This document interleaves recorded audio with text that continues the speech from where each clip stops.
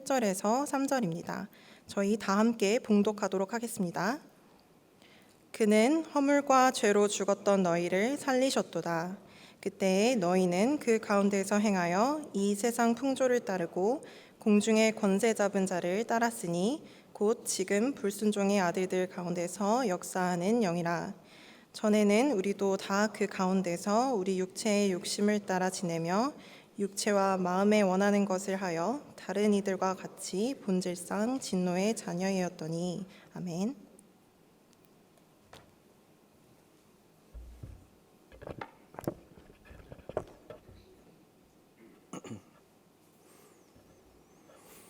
네, 한 주간도 주님의 은혜 가운데 지내다가 이렇게 만날 수 있게 돼서 참 감사하고 또 기쁩니다. 예, 우리 옆에 있는 분들 보면 어때요, 여러분? 반갑고 어떻게 기쁩니까? 아니면은 저 인간 또 왔나 이런 생각이 듭니까? 다들 반갑고 기쁘리라 이렇게 생각을 합니다.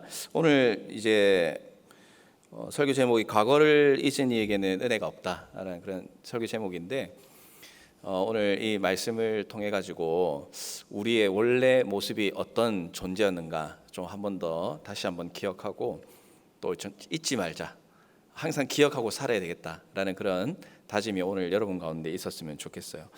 자, 여러분, 역사를 오늘 이 설교 제목은 우리가 좀 많이 들어봤을 법한 그런 어떤 명언에서 나온 그런 제목이에요. 역사를 잊은 민족에게는 미래가 없다. 여러분, 이런 명언 혹시 들어본 적 있습니까? 들어는 봤는데 누가 이 말을 했을까 궁금해가지고 목사님 검색해 보니까 옛날에 이제 한국의 신채호 선생님이라는 분이 했다는 그런 주장도 있고, 또 윈스턴 처칠이라는 정치가 있죠. 이제 그분이 했다는 이야기도 있고 그렇더라고요. 근데 결론은 뭐냐면 누가 했는지 모른다. 그거예요. 이런 말 저런 말 하지만 정확하게 누가 했는지는 이제 잘 모르고 이제 많은 사람들이 그만큼 많이 사용했던 그런 명언이라고 할 수가 있을 것 같아요. 자, 그런데 이제 이 뭐 누가 했냐가 중요한 게 아니라 의미가 중요한 거겠죠. 그래서 과거를 잊고 살아간다. 또 역사를 잊고 만약에 우리가 살아간다면 미래도 없고 감사도 없고 은혜도 경험할 수가 없다 하는 그런 측면에서 참 오늘 말씀과 비추어 볼 때 참 신앙적인 명언이다라고 그렇게 한번 생각을 해봤던 시간이었어요.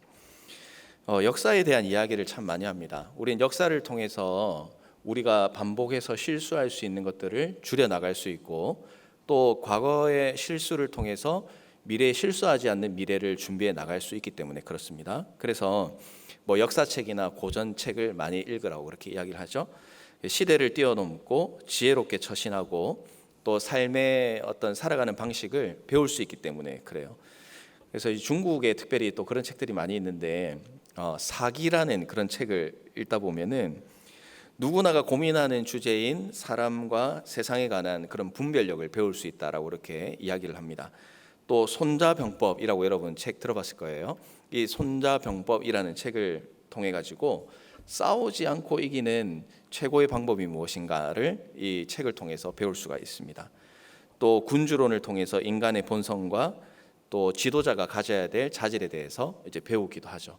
이런 것들이 자산이 되어서 내가 어떤 지도자가 되고 또 이런 상황에서 역사의 기록 가운데 이럴 때는 이렇게 하면 실패하고 이렇게 하니까 좋은 결과를 얻더라라는 것을 우리는 경험해 나갑니다. 그래서 참 과거를 아는 것은 중요하고, 또 특별히 과거를 아는 사람은 미래를 준비할 수 있고, 또 오늘 제목처럼 과거를 아는 사람만이 내가 지금 경험하고 있는 그 은혜가 은혜인지 알고 살아갈 수 있게 된다는 사실이에요. 그래서 여러분들 가운데 지금 요즘에 여러분의 삶 가운데 감사가 있는지 은혜가 있는지 한번 돌아볼 필요가 있습니다.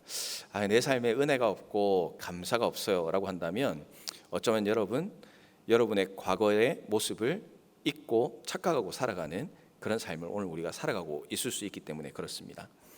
사도 바울은 에베소서 2장 말씀에 이제 들어가면서 1절부터 3절에 이르기까지 갑자기 옛날 이야기를 꺼내고 있어요. 과거 이야기를 꺼냅니다.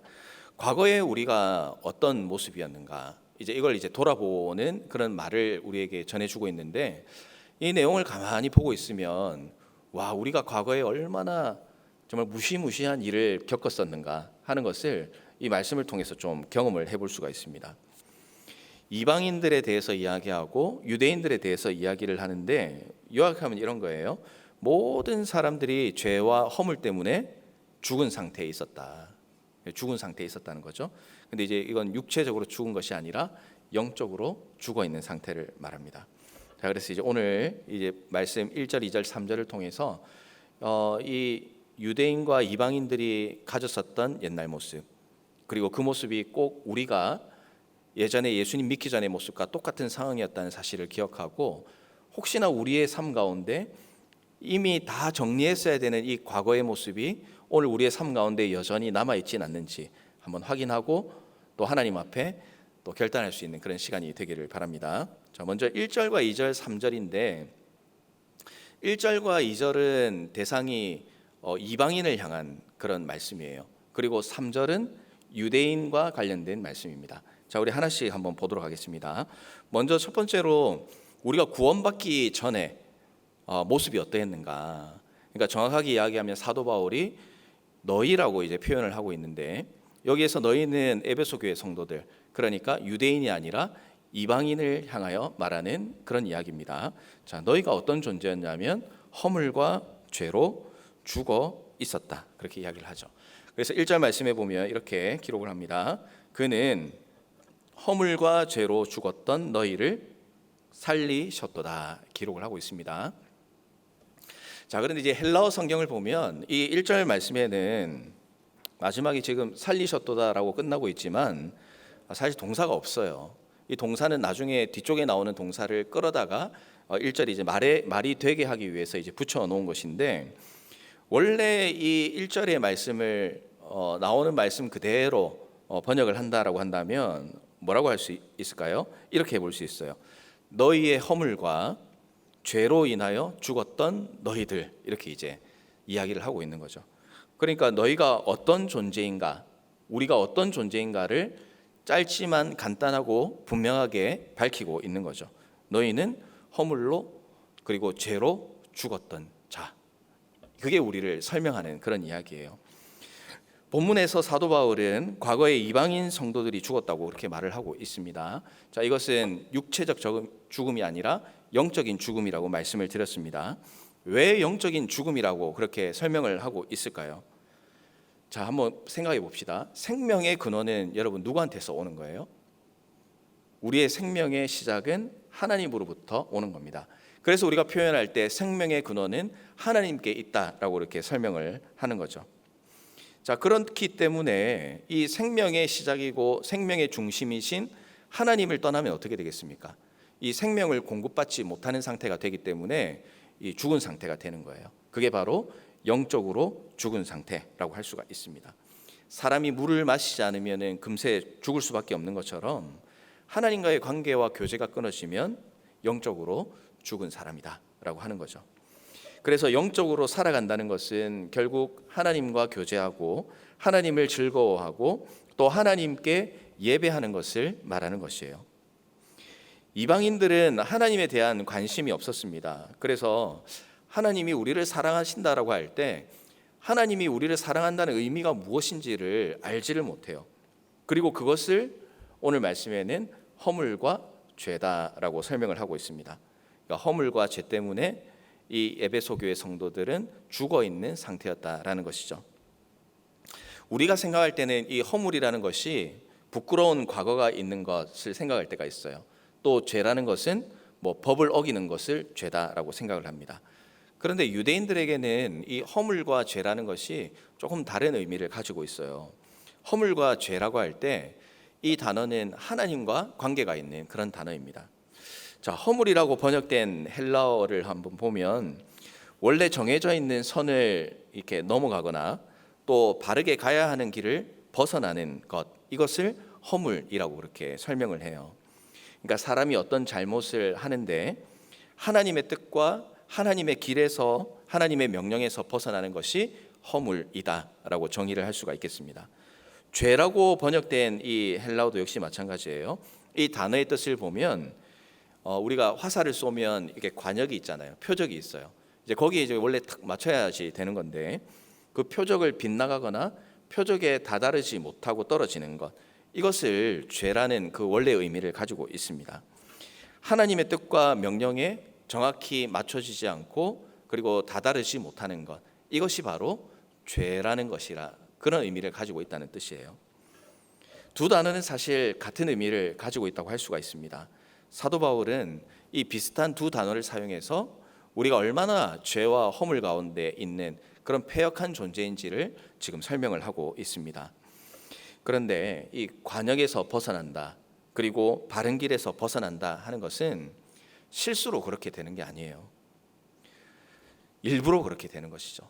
내 스스로의 삶을 돌아보면서 내 스스로가 인생의 주인이다라고 말하는 사람, 하나님 외에 다른 구원의 길이 있다고 믿는 사람, 이런 사람은 오늘 본문의 표현에 따르면 허물과 죄로 가득한 사람이다라고 그렇게 설명을 하고 있습니다. 그러니까 하나님을 모르는 상태에 있는 그런 상태, 또 그런 사람 모두 어떻게 설명할 수 있어요? 허물과 죄로 가득 차 있는 상태다 설명할 수가 있는 겁니다. 하나님은 우리를 창조하셨습니다. 그리고 우리를 창조하실 때 하나님의 형상을 따라서 창조했다고 말씀하세요. 하나님의 형상을 따라 만들었다는 것은 어떤 외형적 모습을 떠나가지고 성품을 하나님을 따라서 만들었다, 인격을 따라서 만들었다고 볼 수가 있습니다. 자, 그런데 죄가 들어왔어요. 그리고 죄가 들어와서 우리한테 요구하는 게 있습니다. 무엇이냐면 하나님처럼 높아져라, 하나님처럼 높아질 수 있다라고 유혹을 하기 시작합니다. 하지만 첫사람 아담은 하나님과 같이 되고 싶은 욕망이 있었어요. 그리고 그 결과가 허물과 죄로 덮인 인생을 사는 것이었습니다. 아담의 범죄는 시작이었어요. 그리고 그 이후로 모든 사람은 하나님의 목적과 반대 방향으로 자신의 육체와 마음을 사용하기 시작했습니다. 하나님을 계속 떠나 있고 하나님과 교제가 끊어진 상태에서 살아가는 것이죠. 그렇기 때문에 이방인들은 허물과 죄로 가득할 수밖에 없었다는 것이죠. 그것이 이방인의 모습이었습니다. 그리고 우리의 모습이었다는 이야기입니다. 하나님과 교제가 없고 또 하나님보다 내 목표를 우선으로 두고 살아가는 사람, 여전히 허물과 죄로 가득한 사람이다. 오늘 말씀은 우리에게 경고를 하고 있는 것입니다. 우리 사랑하는 청년 여러분, 우리가 예수 그리스도의 구원의 은혜로 말미암아 오늘 이 자리에 와서 하나님 앞에 예배를 드리고 있습니다. 그리고 우리는 과거에 허물과 죄로 있었지만 예수님의 구원의 은혜로 말미암아, 그 십자가 은혜로 말미암아 이 허물과 죄가 깨끗이 사라지고 또 용서받고 하나님의 자녀로 살아가는 그런 은혜를 우리가 누리게 되었어요. 그러니까 뭐 일제의 억압을 받다가 막 해방되고 이제 자유가 되었다는 그런 비유를 해도 좋을 것 같습니다. 그런데 문제가 무엇이냐면 아까 역사 이야기를 했으니까 그런데 만약에 우리 대한민국이 일본으로부터 해방이 되고 나서 자유의 몸이 되었는데 여전히 일본의 지배를 받는 것처럼 살아간다, 또 그 영향을 받고 살아간다라고 하면 그것보다 끔찍하고 부끄럽고 슬픈 일이 없으리라 그렇게 생각을 해요. 오늘 우리를 허물과 죄로 가득한 우리를 위해서 예수님께서 이 땅에 오시고 십자가에 못 박혀 죽으시고 우리를 하나님의 자녀로 삼아 주셨습니다. 그렇게 우리는 하나님의 자녀로 영광스럽게 살아가야 하는 그런 명령과 그런 부름을 우리에게 해주셨는데 오늘 우리의 삶을 바라볼 때에 여전히 허물과 죄로 가득 찬 사람처럼 살아가는 우리의 모습이 내 삶 가운데 여전히 남아있지 않는가, 내 삶에 여전히 영향을 미치고 있지 않는가, 내가 여전히 하나님의 말씀보다는 이 세상의 말과 그 문화의 영향을 받으며 살아가고 있지는 않는가, 우리가 이 말씀을 통해서 우리 자신을 돌아볼 필요가 있는 것이죠. 여러분들은 어떻습니까? 우리의 삶은 어떻습니까? 우리는 과연 허물과 죄를 깨끗이 씻은 사람처럼 살아가고 있습니까? 아니면 여전히 허물과 죄의 영향을 받으며 살아가는 사람처럼 예전과 별반 다를 바 없는 그런 삶을 오늘 우리가 살아가고 있습니까? 예수님께서 우리를 위하여 이 귀한 일을 해주셨다는 사실을 잊고 살아가는 사람은 오늘 승리자가 되었음에도 불구하고 패배자로 살아갈 수밖에 없는 거예요. 그래서 여러분들 삶 가운데에 여전히 은혜가 없고 여전히 감사가 없고 여전히 하나님을 향한 그런 열정이 없다라고 한다면 여러분들이 꼭 먼저 돌아봐야 되는 것은 내가 허물과 죄를 주님으로부터 용서받은 그 사실을 내가 기억하고 있는가? 나를 위하여 행하신 예수님의 그 행하신 일을 내가 기억하고 감사하며 살아가고 있는가? 여러분, 이것을 먼저 확인하고 점검하는 것이 필요해요. 왜냐하면 이 사실을 아는 사람만이 오늘 여러분의 삶 가운데서 허물과 죄의 영향이 아니라 하나님의 은혜를 경험하며 살아갈 수 있기 때문에 그렇습니다. 자, 또 한 가지는 무엇을 우리에게 이야기하고 있습니까? 우리의 과거의 모습이 2절 말씀에 보면 이렇게 소개를 하고 있어요. 세상과 악한 영의 지배를 받았었다, 이렇게 기록을 합니다. 자, 이어서 2절 말씀을 우리 다 같이 한번 읽어보도록 하겠습니다. 자, 시작. 그때에 너희는 그 가운데서 행하여 이 세상 풍조를 따르고 공중의 권세 잡은 자를 따랐으니 곧 지금 불순종의 아들들 가운데서 역사하는 영이라. 아멘. 자, 이 두 번째도 역시 대상은 이방인입니다. 특별히 편지를 받고 있는 에베소 교회 성도들은 예수님 믿기 전에 세상적인 가치관을 가지고 살았어요. 타락한 그 세상의 모습, 문화, 또 성적인 그런 영향을 받았고 하나님의 창조 질서, 또 하나님 나라의 가치를 알지도 못했고 또 철저히 무시하며 살아왔었습니다. 뿐만 아니라 이 과거의 모습 가운데 이 에베소 교회 성도들을 잘 설명하는 내용이 있는데 그게 무엇이냐면 악한 영의 지배를 받았다, 그렇게 설명을 하고 있습니다. 먼저 공중의 권세 잡은 자를 따랐다, 그렇게 이야기를 하죠. 공중이라는 것은 단순하게 하늘만을 의미하는 것은 아닙니다. 다스리는 영역, 이 악한 영이 힘이 미치는 그런 세력을 말합니다.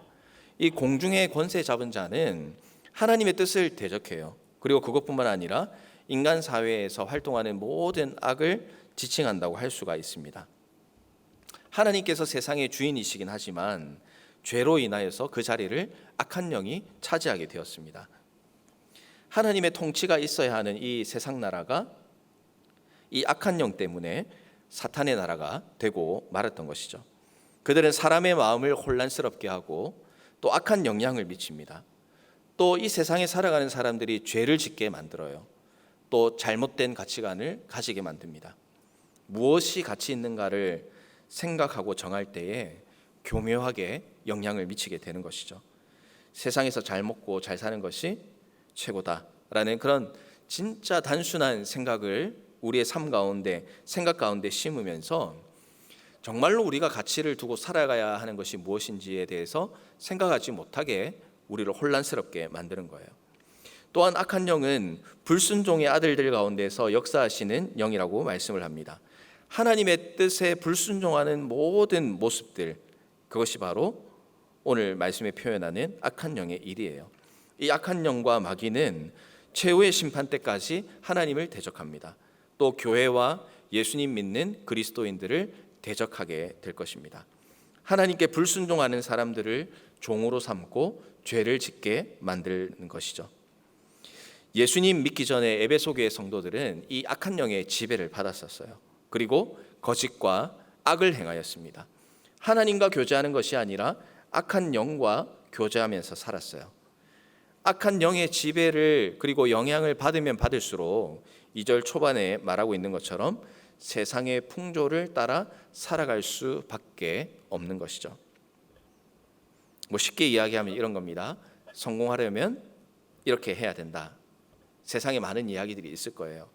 세상에서 성공하려면 주식을 하고 비트코인을 해야 된다. 결혼은 어느 정도 레벨이 되는 사람하고 해야 된다. 사랑하지 않으면 이혼해도 되고, 사랑하더라도 결혼 안 하고 그냥 살아도 되고, 사랑이 식으면 또 다른 사람하고 살아도 쿨하고 좋은 것이다 라고 우리에게 속삭입니다. 학벌은 어느 정도 돼야 되고 재산은 어느 정도 돼야 된다. 차는 이 정도 타야 성공한 인생이다.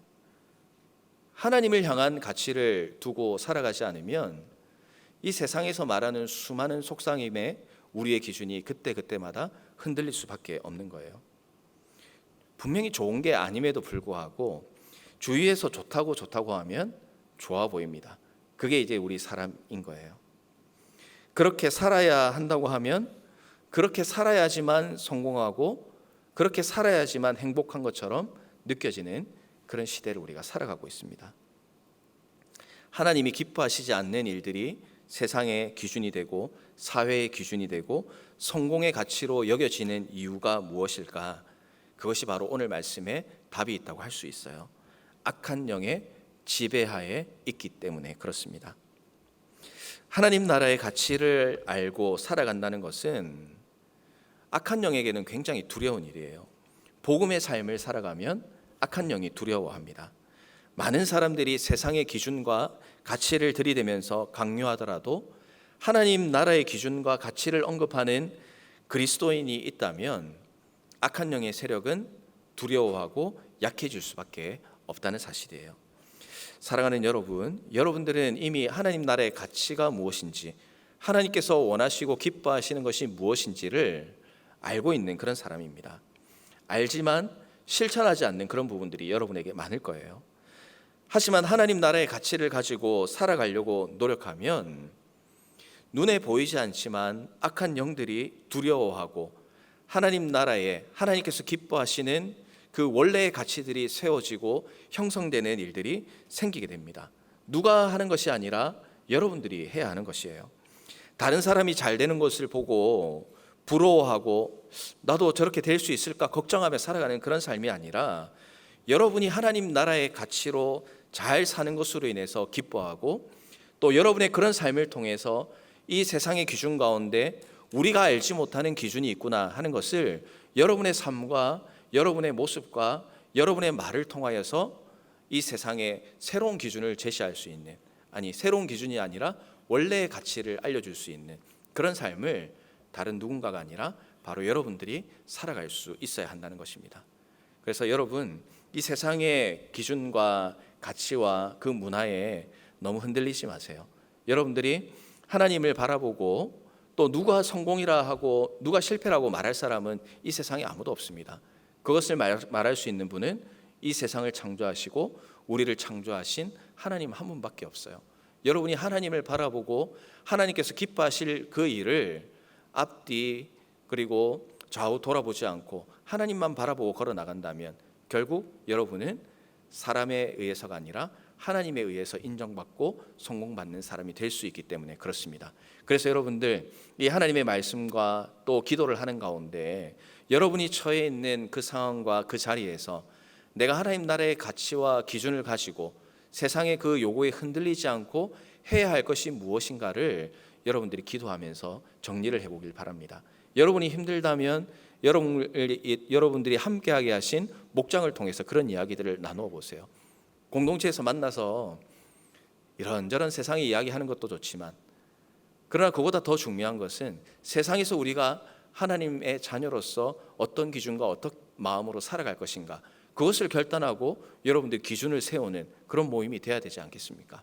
그런 모습들이 우리 가운데 있게 될 때에 여러분의 그 놀라운 조그만 노력을 통하여서 여러분이 가는 곳에 하나님 나라의 기준이 세워지는 그런 은혜, 또 악한 영이 여러분을 통하여 두려워하고 떨게 되는 그런 놀라운 역사가 일어나게 될 줄로 믿습니다. 자, 이제 마지막 세 번째로는 이 사도 바울이 이제 너희 이렇게 설명을 했어요. 1절과 2절은 에베소 교회 성도들, 그러니까 이방인을 향해서 지금 이야기를 했다면 세 번째는 사실 우리도 이랬다라고 이렇게 설명을 합니다. 자, 사도 바울이 우리라고 한다면 그 우리는 누구겠어요? 바로 유대인에 대한 이야기가 되겠죠. 그러니까 너희만 그렇게 못 산 게 아니라 나도 그리고 우리도 그렇게 살았었어. 그러면서 설명하는 게 무엇이냐면 우리는 육체의 욕심대로 행했었다라고 이렇게 설명을 합니다. 3절 말씀에 보시면 다 같이 한번 읽어볼까요? 시작. 전에는 우리도 다 그 가운데서 우리 육체의 욕심을 따라 지내며 육체와 마음에 원하는 것을 하여 다른 이들과 같이 본질상 진노의 자녀이었더니. 아멘. 너희 이방인들도 그랬지만 우리 유대인들도 마찬가지였다. 그리고 우리 유대인들도 이전에는 육체의 욕심을 따라 살았던 진노의 자녀였다 고백을 합니다. 그러니까 진노를 받아야 되는 사람이었다라고 이야기를 하는 거죠. 육체뿐만 아니라 마음도 언급하고 있어요. 우리의 감정, 또 생각, 이성까지 모두가 죄로 오염되어서 겉이든 속이든 다 하나님을 거역하고 하나님을 반대했다. 그래서 우리 유대인이라 할지라도 하나님의 뜻에 관심을 두지 못하고 하나님의 명령에 순종하지 못했다. 그렇게 이야기를 하고 있는 것입니다. 그래서 로마서 8장 7절에 보면 이렇게 고백합니다. 육신의 생각은 하나님과 원수가 되나니 이는 하나님의 법에 굴복하지 아니할 뿐 아니라 할 수도 없음이라. 이렇게 설명을 하고 있는 것이죠. 그런데 사도 바울이 이렇게 표현하고 있는 것은 꽤 충격적인 일이었어요. 왜냐하면 유대인은 어떤 사람이라고 말씀을 드렸죠? 우리는 선민이다 그랬습니다. 선민은 하나님께서 선택하신 백성이다 라고 이렇게 이야기를 했어요.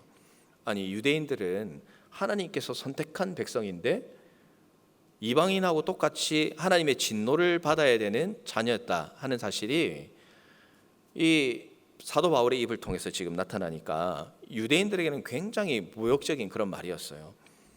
본질상이라는 것은 태어나면서부터 하나님의 진노를 받았다는 그런 이야기인데 유대인들은 그런 이야기를 받아들일 수가 없어요. 그러나 바울은 아담 이후로 모든 사람은 육체의 욕심대로 살았었다. 유대인들도 하나님 앞에서 진노를 받아야 되는 죄인이었다. 이렇게 설명을 합니다. 실제로 그랬죠. 유대인들은 완전한 사람이 아닙니다. 그러나 그들은 율법을 어기고 죄를 지으면 사람들 앞에서 비난받는 건 싫어했어요. 그래서 죄를 지어도 이 사람들이 어떻게 하냐면 죄를 지어도 표시가 안 나게 죄를 짓습니다. 그러니까 죄를 지어도 죄가 아닌 것처럼 조작을 하는 거예요. 그러니까 다른 사람의 물건을 훔쳐가지고 도둑질을 했다. 그러면 비난을 받게 되는 거잖아요. 그때 그들은 뭐라고 변명을 하냐면 이건 그냥 빌린 거라고 말합니다. 그리고 돌려주지 않아요. 도둑질을 했는데 도둑질이 아니라고 변명을 하는 거죠. 그래놓고 뭐라고 합니까? 나는 죄를 짓지 않았다라고 이렇게 이야기를 하는 거예요. 말장난을 이제 했던 거죠. 보이든지 보이지 않든지 육체든지 마음이든지 사람은 육체의 욕심을 따라 지내는 약하고 죄악된 존재예요. 우리는 너무나 약합니다. 우리가 얼마나 냄새나고 지저분하고 죄와 허물로 가득하고 악한 영의 지배를 받는 사람인지 몰라요. 그러니까 구제하기 어려운 그런 사람들입니다. 하나님의 진노를 받아야 했던 그런 존재예요. 그런데 사도 바울이 이야기하는 것은 이걸로 끝나지 않았다는 것이죠. 이런 존재였지만, 구제할 수 없는 존재였지만, 기회가 없을 것 같은 존재였지만 하나님께서 우리를 구원해 주셨다. 이런 우리 죄악된 사람을 위해서 독생자 예수님을 이 땅에 보내주셨다는 사실이에요. 다음 주에 우리를 구원하신 하나님의 그 놀라우신 은혜를 계속해서 나누게 되겠지만, 하나님께서 베풀어 주신 구원을 하신 그 일들이 우리의 삶 가운데서 은혜가 되고 감사가 되기 위해서는 필요한 것이 있어요. 바로 오늘 말씀에서 나누었던 것처럼 우리가 원래 어떤 존재였는가 하는 것을 여러분이 분명하고 정확하게 알아야지만 우리를 구원하신 예수님의 그 구원이 은혜가 되고 감사가 되고 감격이 될 수가 있다는 사실을 여러분 꼭 기억하시기를 바랍니다. 우리가 구원받은 것으로 감사하고 하나님을 찬양합니다. 그러나 우리 가운데 은혜가 없고 우리 가운데 감사가 없고 우리 가운데 열정이 없고 우리 가운데 지치고 힘이 나고 힘이 없고 이런 모습들이 우리 가운데 있다면 우리의 과거의 모습을 여러분 떠올릴 수 있어야 돼요. 내가 어떤 존재였는데 하나님께서 나를 위해서 이런 큰 일을 행해 주셨는가. 이 사실을 기억해내는 사람만이 오늘의 힘듦과 오늘의 아픔과 또 오늘의 우리의 삶을 살아가는 데 필요한 힘들을 하나님으로부터 공급받을 수가 있게 되는 거예요. 과거를 잊은 사람, 과거의 우리의 모습을 잃어버리고 착각하고 살아가는 사람은 오늘 우리의 모습에서 감사와 은혜를 경험할 수 없다는 사실을 여러분 꼭 기억하고, 혹시 내 삶 가운데 감사와 은혜가 또 그런 부족한 부분들이 있다면 오늘 1절부터 3절 말씀을 읽어 나가면서 여러분이 원래 어떤 사람이었는지를 기억해 내시길 바랍니다. 그 모습을 여러분 기억할 때 우리 주님께서 나를 위하여 행하신 일로 인하여 감사할 수 있는 그런 은혜의 시간이 여러분의 삶 가운데 주어질 줄로 믿습니다. 이번 한 주간 살아갈 때에도 정말 우리의 옛 모습을 떠올리며 하루하루 살아가는 이 삶이 주님 앞에 얼마나 감사한 것인가, 또 오늘 이 삶 가운데서 내가 주님 앞에 어떻게 살아가야 할 것인가 하는 것을 더 진지하고 더 하나님 앞에서 돌아보며 계획하며 살아가는 우리 모든 청년 여러분 되시기를 주님의 이름으로 부탁을 드리겠습니다. 자, 기도하겠습니다. 살아계신 하나님 아버지, 은혜에 감사를 드립니다. 우리의 과거의 모습을